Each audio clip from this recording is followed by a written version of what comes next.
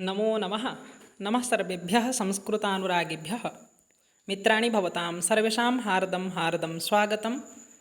अधुना वयं हंसदूतम् इत्यस्मिन् विषये किञ्चित् जानीमः।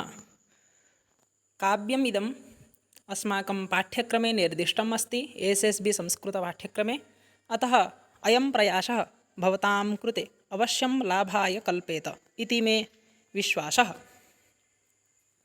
तर्हि पश्यतु, हंसदूतं यत् काव्यम् अस्ति तत् काव्यं केन विरचितं, कदा विरचितं, प्रमुखः अंशः कः, अत्र दूतस्य परिकल्पना कथं कृता, पुनः बहवः परीक्षा उपयोगिनः अंशाः अद्य वयं ज्ञातुं शक्नुमः।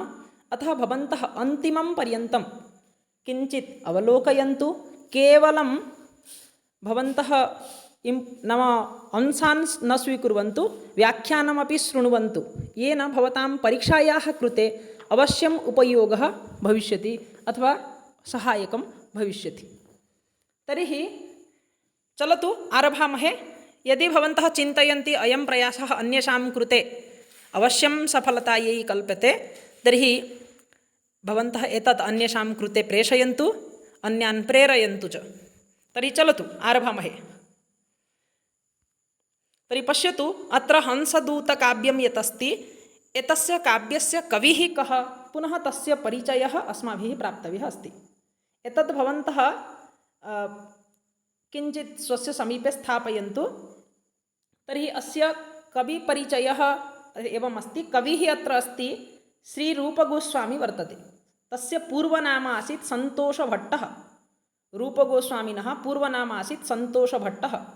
पुनः तस्य कालः यदि दृश्यते, एतत् तस्य कालः वर्तते 1493 तः 1564 पर्यन्तं, नाम 93+1400 तः 64+1500 पर्यन्तं तस्य कालः वर्तते। पुनः तस्य जन्मस्थानं वङ्गप्रदेशः, बहवः बाङ्ग्लादेश इति कथयन्ति, तत्र स्थानस्य विषये वङ्गप्रदेशः वर्तते। तस्य पिता कुमारभट्टः अस्ति। कुमारभट्टः तस्य पिता। तस्य भ्राता सनातनः, सः अपि एकः गोस्वामी आसीत्। तस्य पूर्वनाम आसीत् सनातनस्य अमरभट्टः। तस्य इतोपि एकः भ्राता आसीत् वल्लभः, तस्य नाम अनुपमभट्टः आसीत्। तर्हि एषः ज्येष्ठः आसीत्, वल्लभः तु कनिष्ठः वर्तते। पुनः तस्य जातिः ब्राह्मणः वर्तते। रूपगोस्वामिनः जातिः ब्राह्मणः अस्ति। रूपगोस्वामिनः जातिः ब्राह्मणः वर्तते। तर्हि भवन्तः ज्ञातुमपि शक्नुवन्ति। तर्हि तस्य जातिः ब्राह्मणः। पुनः सम्प्रदायः गौडीयवैष्णवसम्प्रदायः अस्ति। गौडीयवैष्णवसम्प्रदायः इत्युक्ते तत्र विद्यमानाः ये नाम प्रायः एते भट्टवंशीयाः आसन्, ते गौडीयवैष्णवसम्प्रदायेषु अन्तर्भुक्ताः भवन्ति। तेषां भाषा तेलुगु आसीत्। नाम तेलङ्गानाराज्ये विद्यमानाः जनाः इदानीं तेलुगुभाषां व्यवहरन्ति। तर्हि तेषां नाम कुमारभट्टस्य भाषा अपि तेलुगुभाषा आसीत्। पुनः इदानीम् एषः रूपगोस्वामी एव कविः वर्तते खलु, तर्हि एषः उपाधिः, एतस्य एकः उपाधिः अपि आसीत्। तर्हि अनेन उपाधिना भक्तिरसाचार्यः इति उपाधिना एषः विभूषितः आसीत्। भक्तिरसाचार्यः इत्युक्ते सः रूपगोस्वामी एव वर्तते। पुनः अत्र कवेः सामान्यजीवनवृत्तम् अस्माभिः ज्ञायते। तर्हि पश्यतु, अत्र चैतन्येन वृन्दावनं प्रति 6 गोस्वामिनः प्रेषिताः। चैतन्यमहाप्रभुना वृन्दावनं प्रति 6 गोस्वामिनः प्रेषिताः सन्ति। तर्हि तेषु अन्यतमः भवति रूपगोस्वामी, प्रमुखः अपि अस्ति। तस्य 22 वयसि गृहस्थाश्रमं परित्यज्य सः 51 वर्षं यावत् सः ब्रजपुर्यामेव निवासं कृतवान्। तदनु सः स्वभ्रातुः सनातनगोस्वामिनः सकाशात् दीक्षाम् अपि प्राप्तवान्। तदनन्तरं भक्तिः कथं करणीया इति तैः प्रतिपादिता। भक्तिविषये नाम कृष्णप्रेमः, पुनः कृष्णस्य अनन्या भक्तिः अनेन प्रदर्शिता। चैतन्यमहाप्रभोः अनुयायित्वेन कृष्णभक्तेः प्रचारः अपि कृतः। मानवजीवनस्य प्रमुखं लक्ष्यमपि बोधितं। श्रीकृष्णभक्तिप्रसाराय नैके ग्रन्थाः एतैः विरचिताः। येषाम् अद्यापि महती भूमिका वरिवर्ति। समाजे आध्यात्मिकचेतनायाः वस्तुतः अत्र प्रिण्टिङ्ग् टैपिङ्ग् मिस्टेक् आध्यात्मिकचेतनायाः एकं पदं विकासाय एतेषां महत्त्वपूर्णं योगदानम् अस्ति। मानवेषु दैवीगुणस्य वर्धनोपायाः अनेन दर्शिताः सन्ति। नाम कथम् एकः मानवः सम्यक् भक्तः भविष्यति, पुनः तस्य शुद्धं जीवनं चरितं कथं भविष्यति, भोजनानि कीदृशानि भवन्ति, एतत् सर्वम् अनेन प्रतिपादितं वर्तते। अग्रे चलामः। रूपगोस्वामिनः एते प्रमुखाः कृतयः भवन्ति। कृतयः के के? तर्हि 13 कृतयः अत्र वर्णिताः सन्ति। भक्तिरसामृतसिन्धुः, उज्ज्वलनीलमणिः, लघुभगवतामृतं, पुनः विदग्धमाधवः, स्तबमाला, दानकेलिकौमुदी, पुनः राधाकृष्णगानोद्देशदीपिका, मथुरामाहात्म्यम्, उद्धवसन्देशः, हंसदूतं, श्रीकृष्णजन्मतिथिविधिः, नाटकचन्द्रिका, उपदेशामृतमिति 13 प्रमुखा रचना वर्तते। नाम प्रमुखाः रचनाः भवन्ति, प्रमुखाः कृतयः भवन्ति। वस्तुतः इमाः कृतयः विहाय अन्याः अपि कृतयः भवन्ति, परन्तु एताः 13 एव प्रमुखाः वर्तन्ते इति अत्र उल्लिखिताः सन्ति। भवन्तः एतस्य स्क्रीन्शाट् अपि स्वीकर्तुं शक्नुवन्ति, परन्तु एतस्य उपयोगः पुनः यूट्यूब् मध्ये न कुर्वन्तु, बहूनां कृते हानिः भविष्यति, कापिरैट् अस्ति।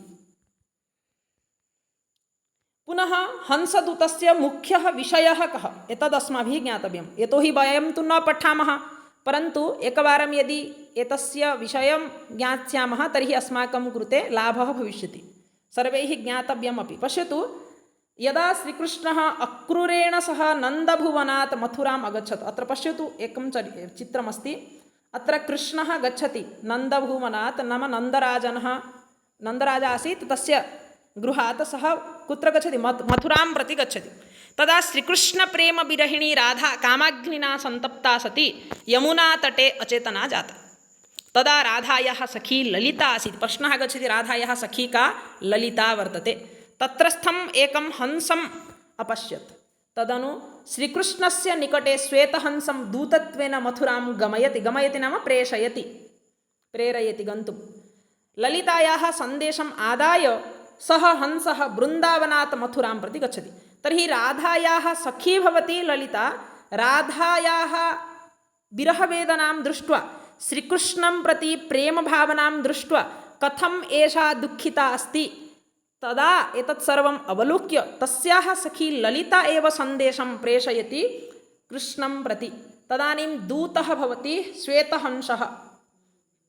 तदनु 35 श्लोके मार्गवर्णनापि कृता। प्रायः काव्यस्य अर्धभागाः सन्देशाः एव सन्ति। तर्हि भवद्भिः स्पष्टं स्यात्, यदा कृष्णः मथुरां प्रति गच्छति तदानीं गोपबालाः पश्यन्तु कथं सन्ति, इदानीं कथम् अवलोकयन्त्यः सन्ति, नाम प्रतीक्षमाणाः सन्ति। एताः तु त्यक्तुमेव न इच्छन्ति श्रीकृष्णं, परन्तु सः श्रीकृष्णः मथुरां गच्छति। इदानीं गोपीनां मुख्या भवति राधा। तर्हि गोपीनायिका अस्ति राधा।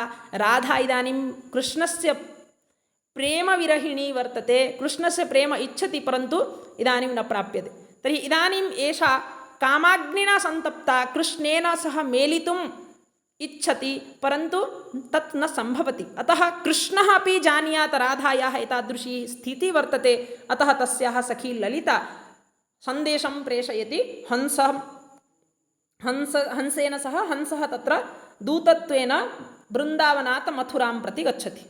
तत्र मार्गे यमुना नदी आगच्छति, पुनः बहवः प्रदेशाः आगच्छन्ति, पुनः नदी का आगच्छति तत् सर्वं वर्णितं, पुनः कृष्णस्य केलीगृहम् आगच्छति, एतत् सर्वं ललिता वदति। पुनः राधा अपि अग्रे हंसस्य कृते सन्देशमपि ददाति, एतत् गत्वा तत्र वदतु इति।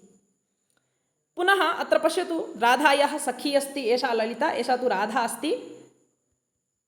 तर्हि ललिता एव हंसं पश्यति। अत्र पश्यतु, यमुनानदीतटे यदा राधा गतवती तत्र अचेतना जाता, तदानीं राधायाः एतादृशीं स्थितिं दृष्ट्वा एताः गोपबालाः पुनः इदानीं दुःखसन्तप्ताः सन्ति। पुनः इदानीं राधायाः मनसि केवलं कृष्णः एव दृश्यते। पश्यतु, अत्र राधायाः समीपे कृष्णस्य चित्रमस्ति, पुनः तत्र दूरे हंसाः अपि क्रीडन्ति। तर्हि तान् हंसान्, तेषु हंसेषु एकः हंसः अनया एव ललितया अवलोकितः। तर्हि एषा ललिता प्रेषयति हंसं मथुरां प्रति कृष्णस्य समीपं सन्देशं दत्वा तर्हि अत्र हंसः दूतत्वेन गच्छति, अतः काव्यं हंसदूतम् इति भणितम् अस्ति। तर्हि अत्र वस्तुतः हंसदूतं यत् अस्ति अत्र दूतस्य परिकल्पना तु मेघदूतस्य आधारेणेव भवति, परन्तु कथावस्तु भगवत्प्रीतिः एतत् सर्वम् अस्माकं भागवतस्य अपि वर्तते, कृष्णलीलामृतं वर्तते, अतः अत्र किञ्चित् आध्यात्मिकचेतना अपि भवति। तर्हि अत्र दूतः हंसः अस्ति, अतः हंसदूतम् इति कथितं। तदनन्तरं हंसदूतस्य परिचयः अस्माभिः प्राप्तव्यः। अस्य रचनाकालः 16 शताब्देः पूर्वार्धः वर्तते। नायकः श्रीकृष्णः अस्ति, नायिका राधा वर्तते, दूतः श्वेतहंसः भवति। अस्य दूतः अस्ति, हंसदूतस्य दूतः श्वेतहंसः अस्ति। दूतं प्रेषयति का, यदि परीक्षायाम् आगच्छति, ललिता राधायाः सखी वर्तते, ललिता देवी अपि प्रसिद्धा अस्ति। काव्यविधासु दूतकाव्यम् एतदस्ति, गीतिकाव्यं खण्डकाव्यत्वेन अपि परिगणितम्। अत्र छन्दः शिखरिणी, पश्यतु मेघदूते पुनः पवनदूते उभयोः दूतकाव्ययोः छन्दः मन्दाक्रान्ता, परन्तु अत्र शिखरिणी छन्दसा श्रीरूपगोस्वामिना काव्यमिदं विरचितम्। अत्र शिखरिणी छन्दः वर्तते। शिखरिणी छन्दसः लक्षणम् अस्माभिः ज्ञातव्यं। रसैरुद्रैश्चिन्ना यमनसफलागः शिखरिणी एवं। पुनः तत्र मुख्यरसः कः, नाम दूतकाव्यस्मिन् हंसदूते मुख्यरसः कः, विप्रलम्भशृङ्गारः। अत्रापि नाम शृङ्गाररसः अस्ति, परन्तु शृङ्गाररसे मेलनं न भवति। तर्हि नायिका नायकयोः यदि मेलनं न भवति, वियोगः अस्ति, प्रेमवियोगः वर्तते, तर्हि अत्र विप्रलम्भशृङ्गारः भवति। अस्य गुणः तु माधुर्यगुणः अस्ति, माधुर्यगुणः वर्तते। रीतिः वैदर्भीरीतिः अस्ति। पुनः अत्र श्लोकसङ्ख्या 142 240 एतत् प्रमुखं भवति। परीक्षायां प्रश्नः आगन्तुम् अर्हति। अत्र कति श्लोकाः सन्ति? 142 श्लोकाः सन्ति। तेषु श्लोकेषु 35 श्लोकेषु मार्गवर्णना कृता, हंसस्य मार्गवर्णना। तदनन्तरं दूतस्य गमनारम्भस्थलं भवति वृन्दावनं। वृन्दावनात् सः गच्छति, दूतः हंसः गच्छति सन्देशम् आदाय कृष्णस्य समीपं, कृष्णस्य निकटं। तर्हि तत्र दूतस्य गन्तव्यस्थलं किमस्ति, लक्ष्यस्थलं कुत्र? तर्हि मथुरा वर्तते। हंसदूते प्रसिद्धा उक्तिः अस्ति, यथा तत्र अस्ति याचा मोघावरमधिगुणे नाधमे लब्धकाम मेघदूते, अत्रापि न भिक्षा सत्पक्षे व्रजति कदाचित् विफलताम् इति। सत्पक्षे नाम सज्जनानां कृते यदि भिक्षा क्रियते तर्हि कदापि सा भिक्षा विफलतां न व्रजति इति अत्र वदति। कः अत्र एषा उक्तिः अस्ति राधायाः, राधा वदति। परीक्षायाम् यदि प्रश्नः आगच्छति, एषा उक्तिः कस्याः वर्तते? राधायाः। राधा वदति कस्य कृते? हंसस्य कृते, श्वेतहंसस्य कृते। हंसस्य कृते राधायाः उक्तिः अस्ति।